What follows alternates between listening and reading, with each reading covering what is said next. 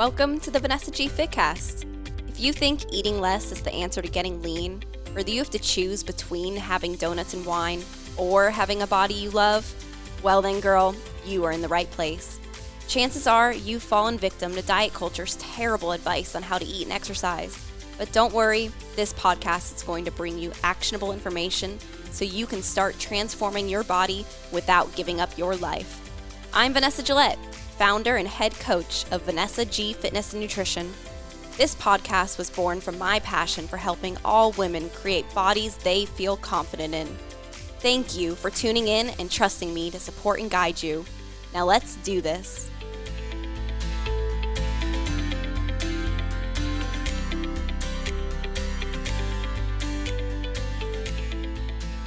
Welcome back to the Vanessa G Fitcast. I'm Vanessa Pozos, and today I am here with a special guest. I have Audrey Giatras on the show. Now, Audrey is a VGFN client of ours. She's currently in our Forever Fit program, and she has been working with us for about a year now.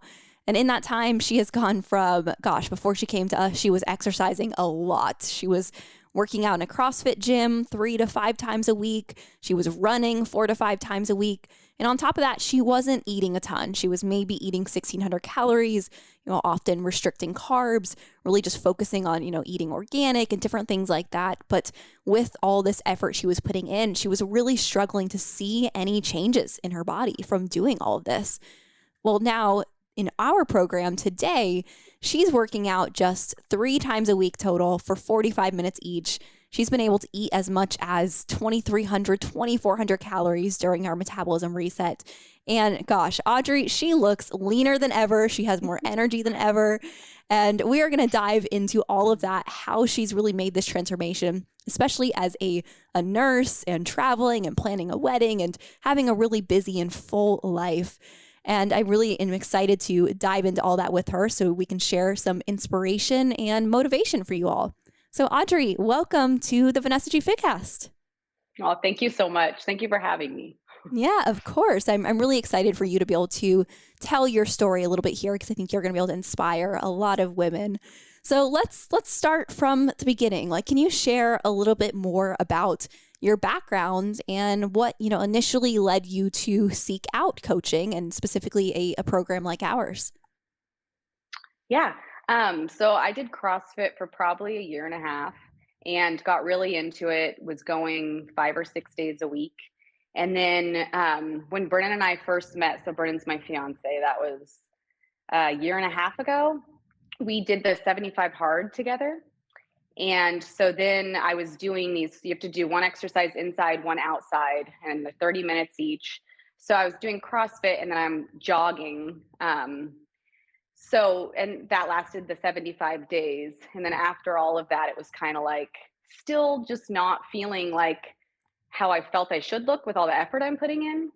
And then I started listening to your podcast. It was suggested based off other stuff I'd listened to. And an episode came up about kind of how running your metabolism is going to meet you where you are. So you're going to have to do more and more and more to see the results you were seeing from the beginning. And then talking about progressive overload and how to kind of make body changes and not just be skinny fat because you don't have any definition under. So if you're going to lose some weight, you're only losing weight, not just fat. So all those things that you were clarifying for me was like, oh my gosh, I need to, she knows how to do this the right way because everything I'm doing, it's exhausting and nothing's changing. So that's what started me interested in your program. Yeah, it sounds like there was definitely no lack of drive and motivation. The fact that you were just doing all this CrossFit, you were doing 75 hard, which anybody who's ever done 75 hard knows that it is called 75 hard for a reason. It is hard to do. So you are not shy of any kind of hard work. I'm curious though, why did you maybe actually have that realization with yourself of okay, maybe this approach isn't working for me? You mentioned there of not wanting to be skinny fat. Was that maybe how you felt? Or tell us what was happening as you were essentially just pushing yourself into the ground with all this exercise?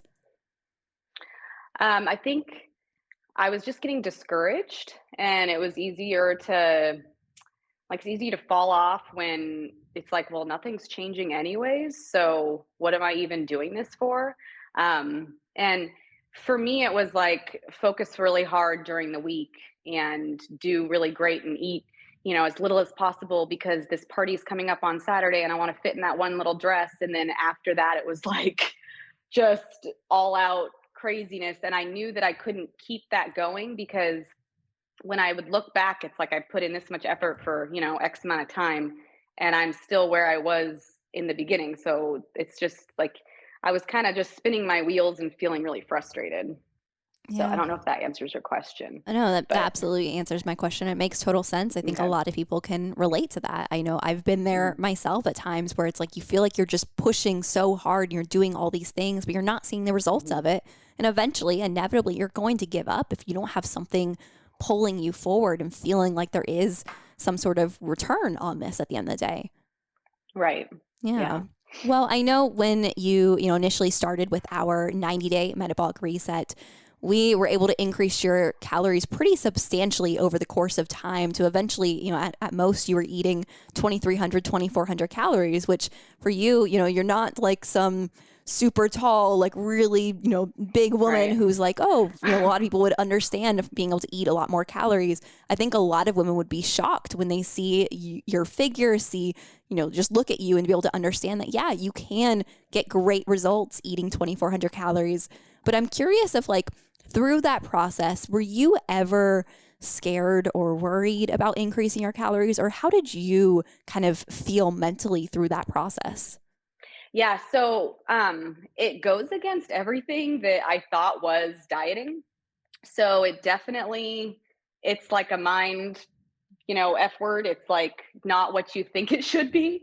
So there was times when like Abby would tell me, she's my coach, like, hey, so we're going to increase you to this. Like she always gave me kind of the rundown the week before of like, this is my plan for what's next. And I had a vacation coming up one time and it was like, I was going to be in a bathing suit and I was already feeling kind of self-conscious, which I think doing the research beforehand is really helpful of knowing and you guys do a good job too of how the process works and stuff of like, hey, you're taking this time to build muscle. And then when we do a cut later, when that fat falls off, you'll see what you built because I felt kind of like just kind of bulkier than normal. But I knew why because it's like, okay, there's muscle under this fat layer. So it's going to happen. But she had to kind of be my voice of reason multiple times. And there was also a time too when a girlfriend at my work, she knew what I was doing. And I post pictures on my Instagram just for like, to keep me motivated, keep me going. And she made a comment that I didn't have any ab definition. Like, well, you've been doing this for a while and it doesn't look and it's like, well, yeah, I've, it's a process, but that kind of stuff can really drag you down because it's already stuff that I'm thinking in my head anyways. Um, but having Abby there to talk me through like situations like that happen in real life, and then just to be like, hey, this is your end goal, and if this is what you want, this is what we need to do. Um, you just have to just really like kind of trust the process. And in my head, it's like I'm not the expert. I don't know. I've obviously never had success with this myself before, so might as well just do what she's saying and see if it works. And I'm so glad that I did. Yeah, absolutely. I mean, Yeah. just with where you're at now and the Mhm. transformation that you've had in just how you look, but also how you feel, I think anybody Mhm. would agree if they can kind of flash forward to see the end result of these things, that absolutely going through those initial periods where maybe there are times of being a little bit uncomfortable is absolutely worth it, because when we push through Mhm. discomfort, usually there are really great things on the other side of that. And I think you are an awesome example of that, Audrey. But I know that it's Thank not you. always easy in the moment, like you were saying with, you got a comment from somebody at work, which, I mean, gosh, should we be really looking for ab definition as the just visual representation of results nowadays? Because she doesn't know Right. what's happening internally on all these different things. But Mhm.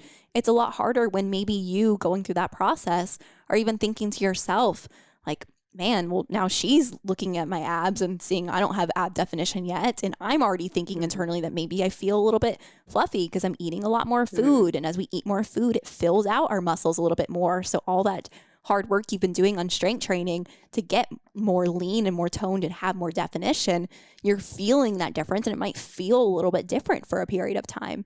Like you mentioned, even maybe there was a period of time where you even were describing yourself as feeling almost bulky. And I think, we all could look at your pictures from any point in your journey and nobody would possibly describe you as bulky. Right. But I also know personally that, going through these types of transformations can at times feel uncomfortable, because what we often seek out as women when we're looking at other women who maybe they have a body type that we aspire to have, and we see that they have a lot of lean muscle definition, they're really, quote unquote toned. They don't get there by just restricting and doing a bunch of cardio. They get there by growing muscle, by adding that lean muscle mass and then cutting down to show that definition and maintaining that leanness like you've done yourself. But in the moment, it doesn't always feel that easy, right? Right.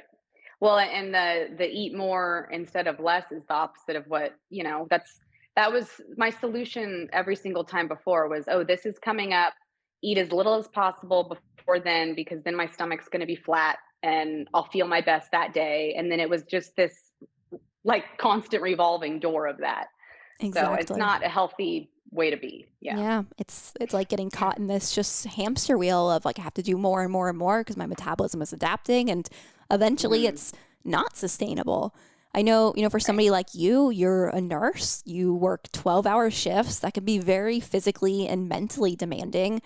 How has your just, evolution in your health and fitness from what you were doing before compared to what you're doing now, how does that impact your, ability to show up at work?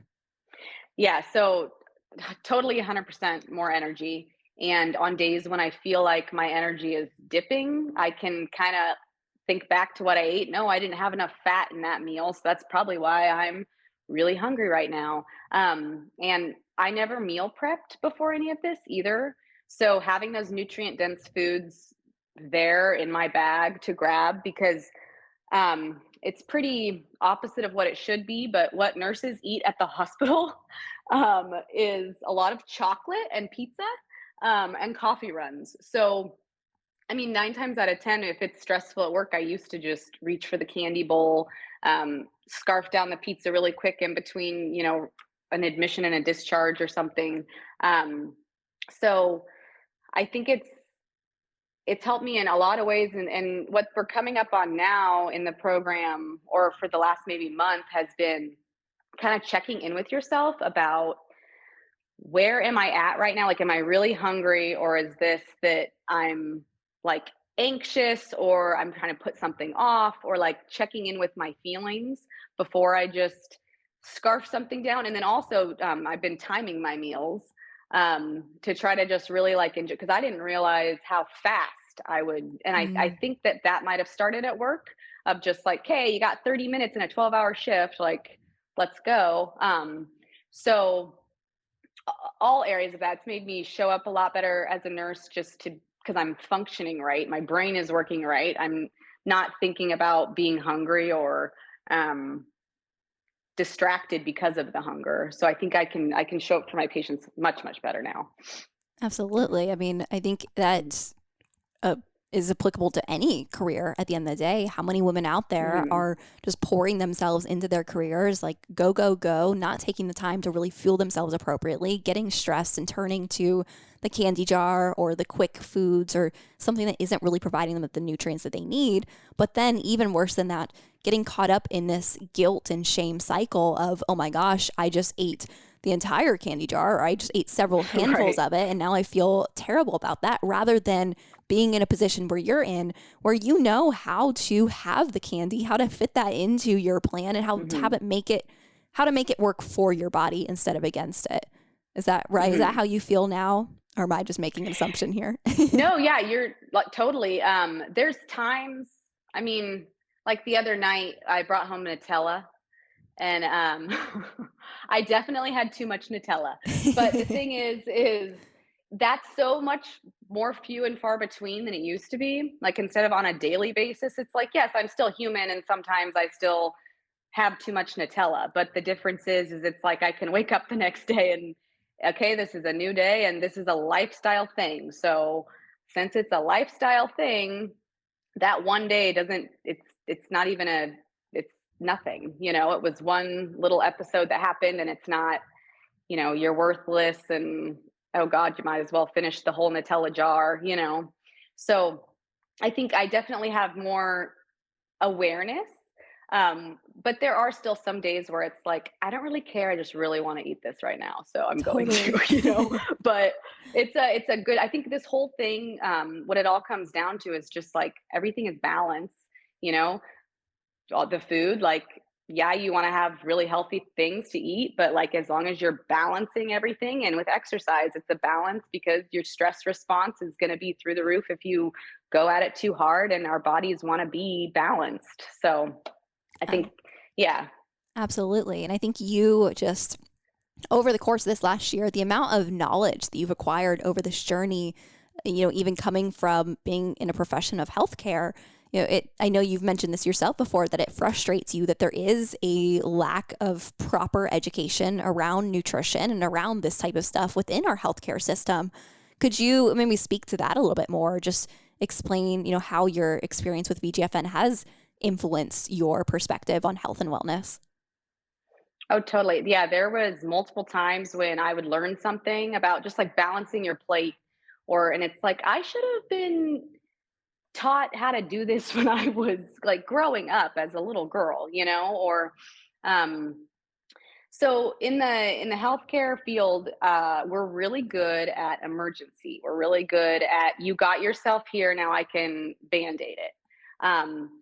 And we can keep you alive most of the time, hopefully. But the thing is there's not any focus or there's not enough focus on the prevention of that disease. So it's and some of it's the culture, like some patients just really don't they're not interested in taking care of themselves. They want the pill or they want the um quick fix. But it's I think that there's a combination of things because I think that, something that everyone has to remember is the healthcare field is their money making industry. So having people that are going to keep coming back is going to profit them. But most nurses or doctors, like we got into the profession to help people.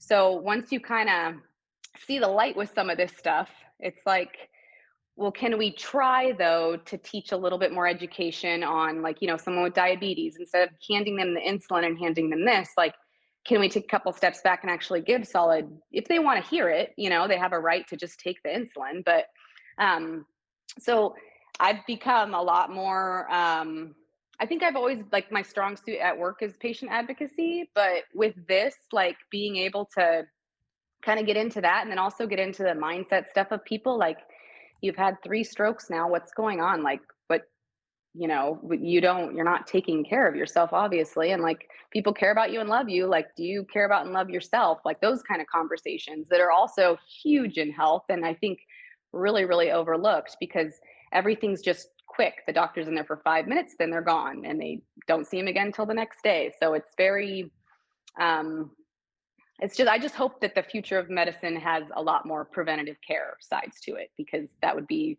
very beneficial for everyone. Absolutely. I agree 100%. And I think we could definitely go down a rabbit hole there talking Oh, all yes. about that because it's something that you and I are both uh, definitely passionate about there. But mhm. one thing I did want to ask you about, Audrey, kind of shifting gears here a little bit. I know you're somebody who you like to travel. You've had several great vacations over the course of our time together. I believe you have another vacation around the corner here too. Yes. How have you balanced your goals and, these different phases that you've gone through, your journey here ultimately with traveling, with living life, with going on vacations and just truly, yeah, living life? So, I think it's something that I'm still learning, but it's definitely gotten easier as time goes on and with each kind of vacation and trip and stuff. I think the main thing is just learning the basics of stuff like, okay, if you eat more salt, you're going to be more bloated. If you eat more carbs, you're going to hold on to more water. If you aren't, getting your steps in, you're probably going to feel a little fluffier than you would if you were doing your normal routine. So kind of just accepting that that's not necessarily fat gain, it's probably water weight, so that I don't get myself into like this mental spiral of like everything's lost.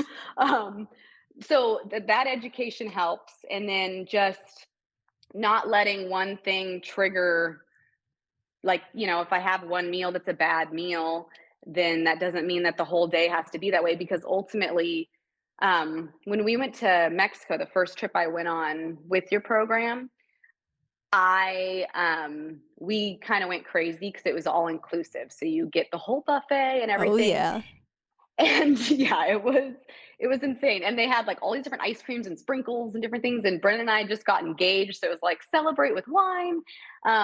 But I felt like crap because I'd been so good. And that's the thing, is it's like, emotions get the best of you sometimes, and sometimes you want to go all out, but you can enjoy yourself so much more if you feel good. So it's like, yeah, one bowl of ice cream, was probably enough. I didn't have to have the three, but I was excited and whatever. So it's all been a learning thing. But now that I have more examples to kind of fall back on, it's gotten easier and easier.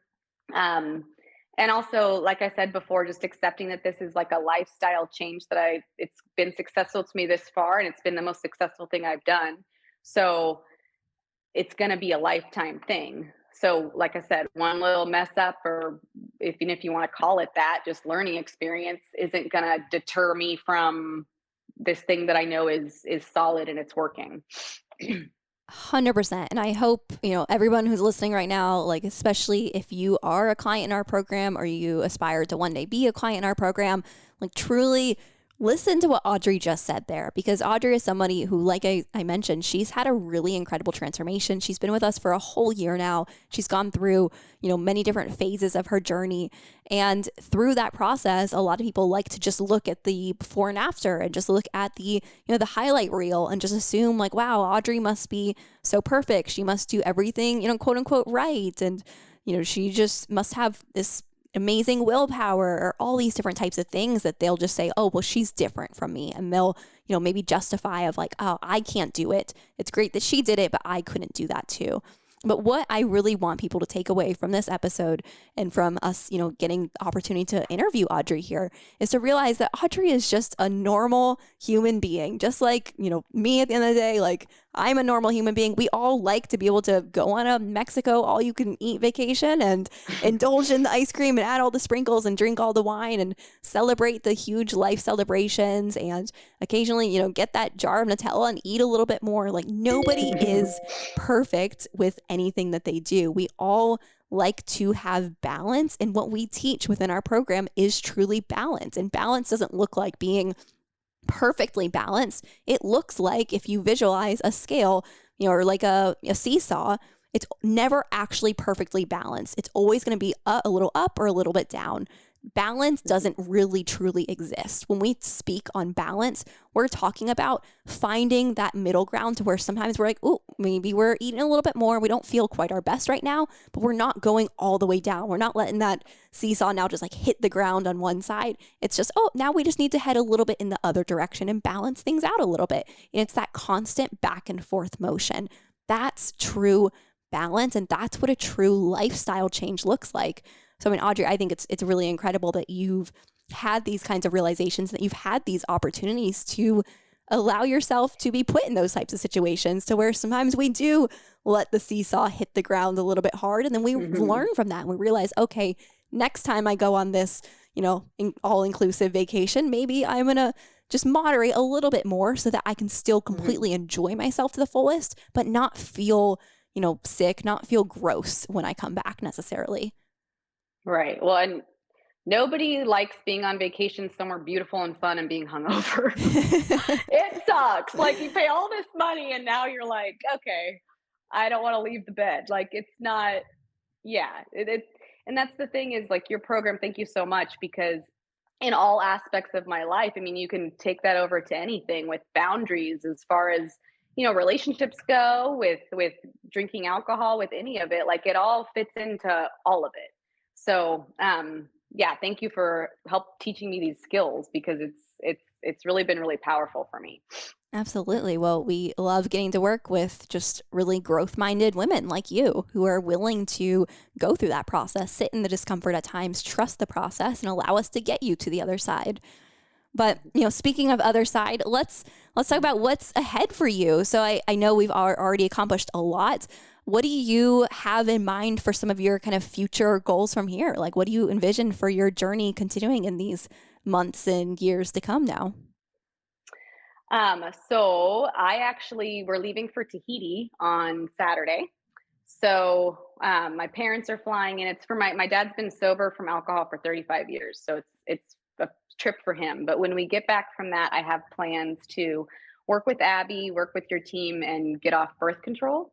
Because I listened to your episode about hormonal birth control and was like, how did I not know any of this? It's kind of criminal and crazy. So I'm gonna do the liver detox cleanse.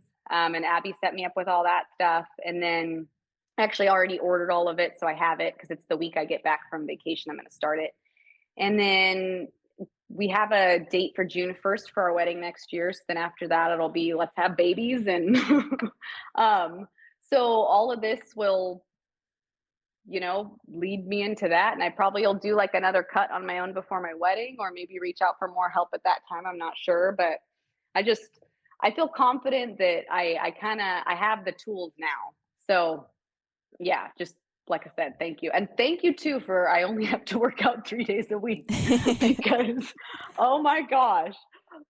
That's been and that's something else that's so important for people to know too, is like the CrossFit stuff, jumping around to this and that. And like, I mean, it's a great atmosphere and stuff, but like, what is the end goal there? Because my body didn't change much, but the way you guys set up your exercise program of like hitting those same muscle groups over and over and really growing those muscles, like it makes the physique changes that everyone, would desire. So Absolutely. Yeah. I mean, these high intensity types of classes, whether it's CrossFit or Orange Theory or F45, like they are fun. They can be mhm, addicting for many. I've been there myself. But at the end of the day, if we mhm, have specific goals around body composition, there are more effective and efficient ways to do it that are definitely also time saving as well for people like you right, and me who don't want to spend our entire lives in the gym. We want to broaden our lives. We want to, start families. We want to have hobbies. We want to be able to travel. We don't want to feel like we are a slave to the gym and have to stay in the gym every single day in order to even maintain our results at this point. It really offers you a right, lot of freedom and flexibility when you do get to that place where you're like, wow, I can get even better results working out less. So it's like if I choose, I want to work out more, great, I can do that, but I don't have to. That's right. freedom. Right. Yeah, and getting your protein, like just keep with the basics, drink your water. So, but yeah, no, definitely excited too when we have kids to just be able to really teach this stuff that the nutrition based stuff that it's like, this is what you need to thrive and feel good. And, I wish that I had more clarity with this stuff when I was growing up. So Yeah. yeah. And that's why our mission as a company is to transform women's relationship with food and their bodies so that the next generation doesn't have to. Because women like you, when we can help you, we can have generational impact. To where, like you mentioned Hmm. before, you wish that you were taught this stuff as a young girl.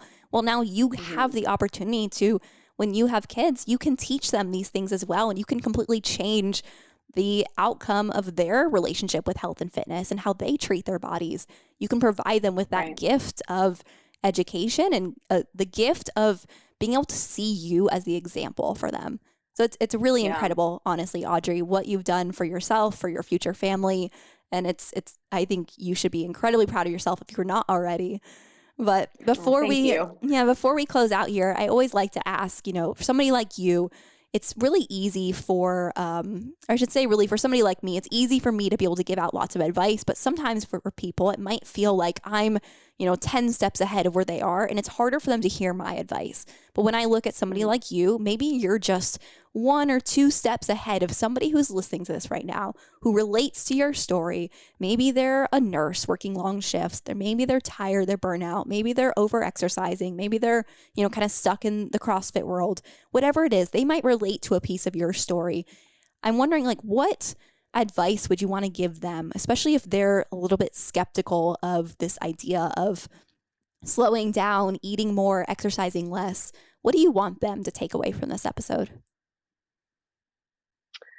I think the number one thing is, this is a lifestyle change. So you're you might feel like you're putting in a lot of effort, or it's going to take so much time, or this and that, but it's going to get you where you want to go way faster than any of that other stuff.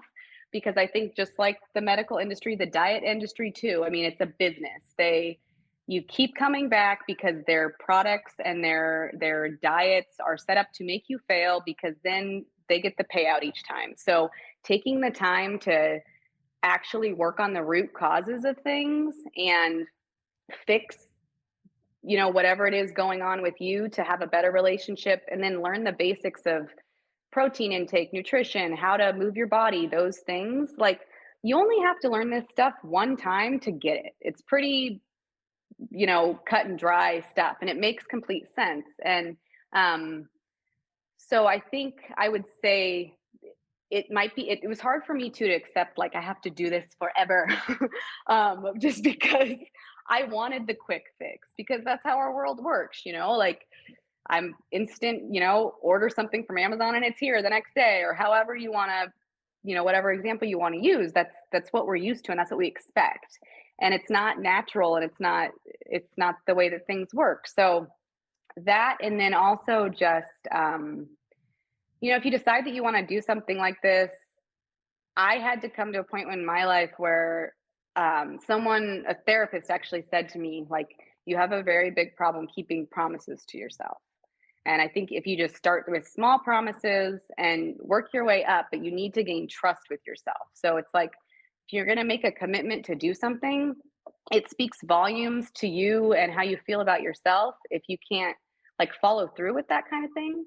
And this is a huge form of self-love in that, and then showing yourself that, like, yeah, I am worth this. And this honestly has helped me with my confidence levels 100% in every aspect of my life too. So that's probably the main things, is just keeping promises to yourself, and then knowing that it's a lifestyle. Oh, I could not have said it better myself. Well, Audrey, I imagine that we're probably going to have some people on this episode who probably want to connect with you, if you're okay with that, because I think you've shared some really insightful things here.